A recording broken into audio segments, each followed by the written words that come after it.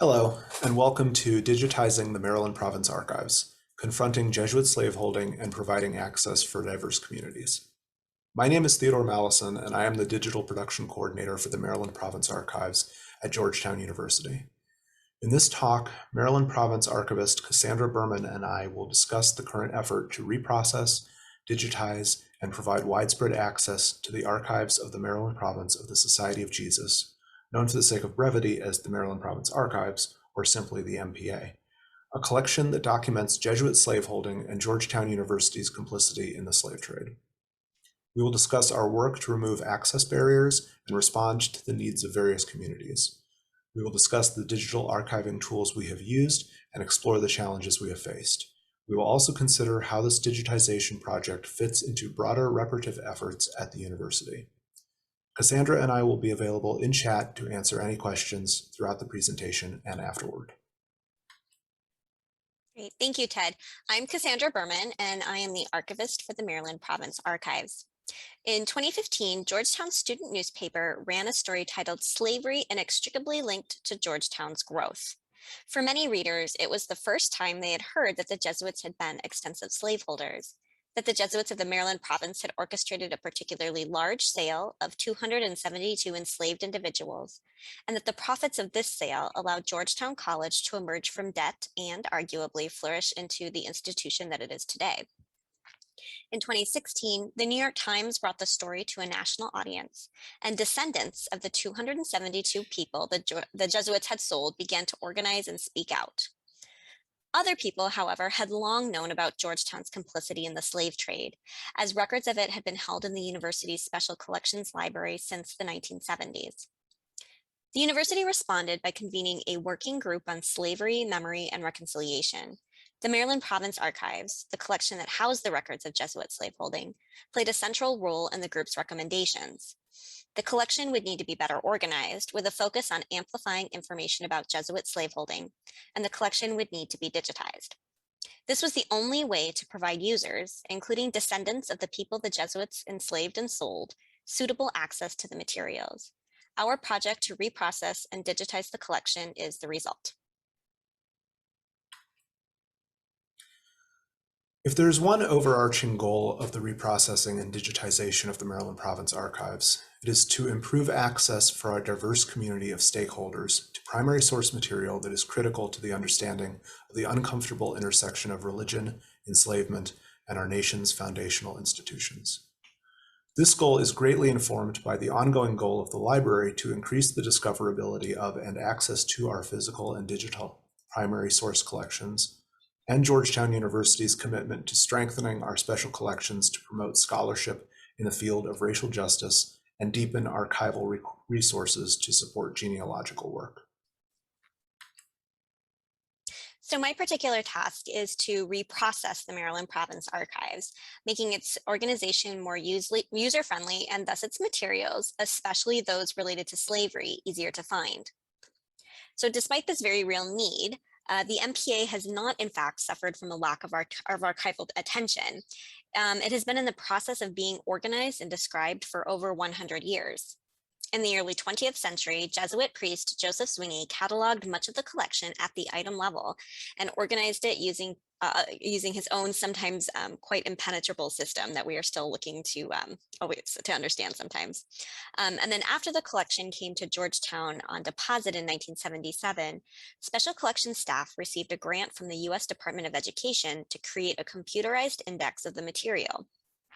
And this resulted in a homegrown database and a finding aid exceeding almost 500 pages, which you can't quite understand its depth, but I have photographed it and it's in the slide, but it is a hefty document. So once the library began using Archivist's Toolkit and then Archive Space for its online finding aids, efforts were made to impose archival series on the collection, but this was done without physically reorganizing any of the materials. So the result of all this work was a sizable collection of about 125 linear feet that was often described at the item level, which is quite extraordinary for a collection of this size, but it was also generally disorganized and it was not up to current archival standards.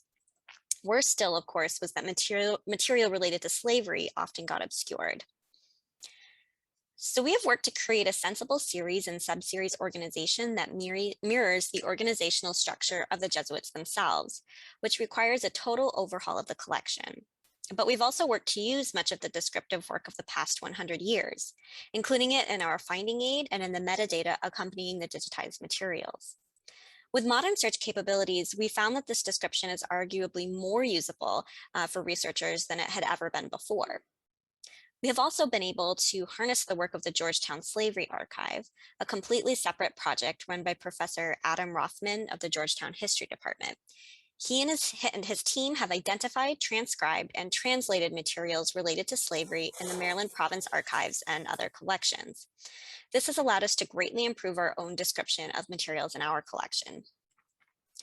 Bringing this disparate descriptive work together, highlighting materials pertaining to slavery, creating new series and subseries, and fully utilizing the features available through archive space. All of this has been necessary to prepare the collection for digitization. My goal is to ensure that users from a variety of backgrounds can make sense of the digitized materials they now have access to. In digitizing the MPA, one of the main things I have been trying to do is avoid the pitfalls of mass digitization projects, where rigid timeframes within which such projects are often constrained lead to an emphasis on an accumulation of digital objects at the expense of quality descriptive metadata.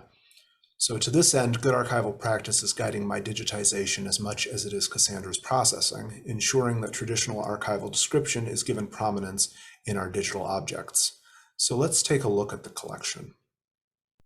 The MPA collection of digital objects resides on our DSpace institutional repository, Digital Georgetown, found at library.georgetown.edu/Digital Georgetown. To locate the Maryland Province Archives in Digital Georgetown, navigate to Browse All Collections, Digital and Special Collections, and then Archives of the Maryland Province of the Society of Jesus. Since the archives are arranged and described at the folder level, that is how the digital collection is presented. Each digital object is a complete folder.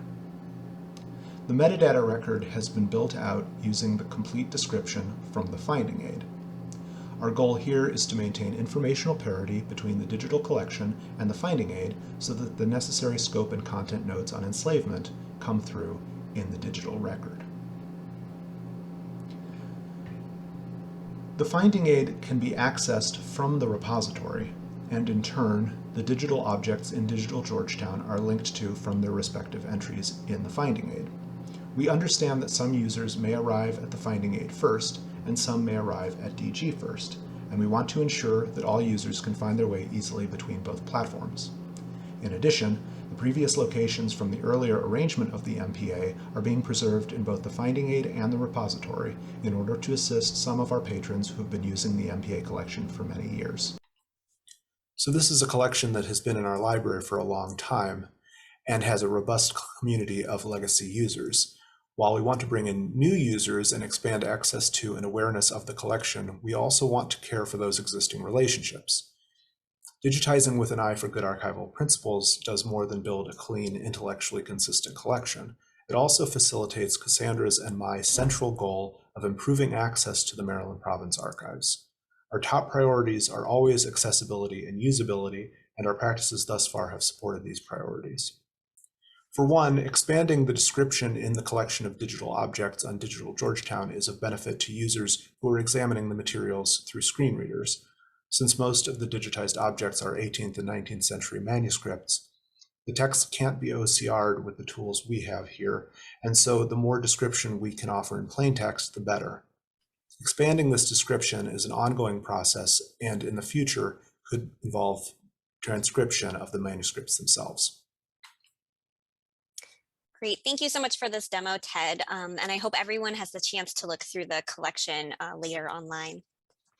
So as we've hinted at, the Maryland Province Archives has been used extensively by academics, students, descendants, which now number in the thousands, and members of the Jesuit community, and the collection is frequently used in teaching. We are working to remove access barriers for all of our users while recognizing the very different needs, backgrounds, and experiences of those performing research. These needs are compounded by the access barriers currently presented by COVID, which has very much underscored the urgency of our digitization work.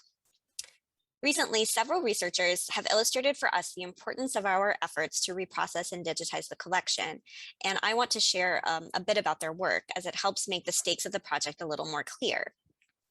Last summer, we were visited by a member of the Jesuit community who was also an academic deeply connected to the descendants of those enslaved by the Jesuits.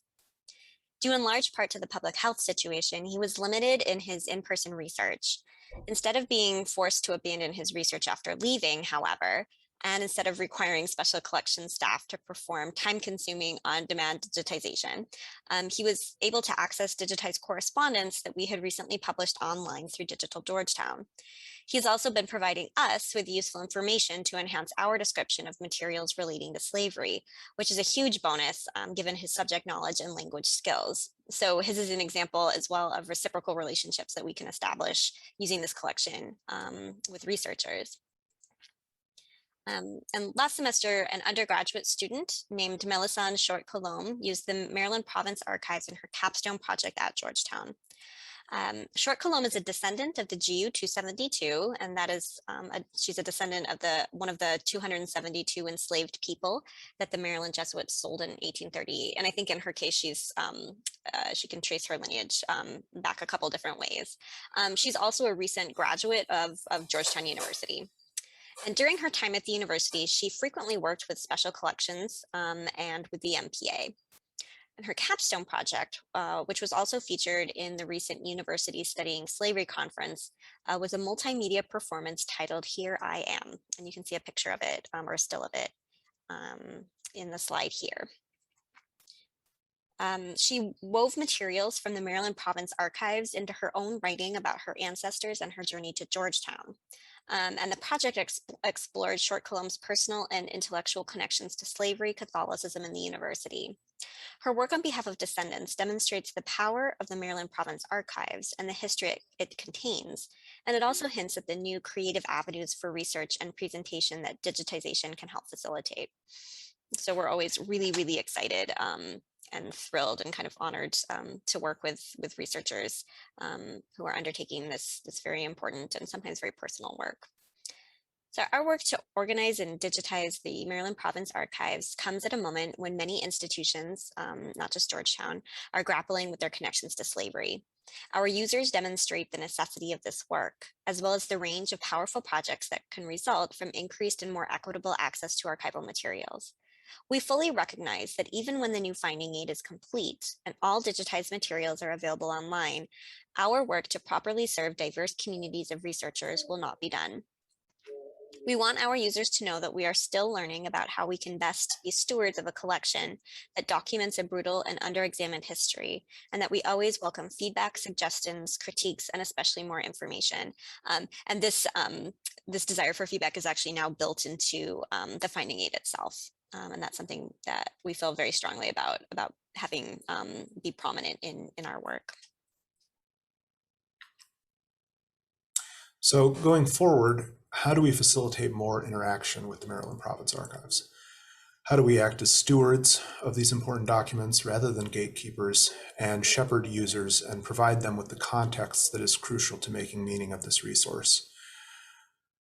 These are questions we are only beginning to attempt to answer, but there have been conversations in the library recently about how to invite and empower users to assist with things such as reparative description and metadata, inaccuracies in the descriptions, potentially offensive language, and transcription of documents. Also, although the entire collection is being reprocessed, only materials pre-1900 are being digitized. So there's definitely room for this project to grow through digitizing the 20th century materials. So we want to thank you for joining us this afternoon. For further information about our project, please visit the sites below, and I'm going to share them in the chat in the interest of saving time and not reading them. And also feel free to contact either one of us with any questions or suggestions that you may have. So thank you, Cassandra, and thank you for joining us today. Thank you.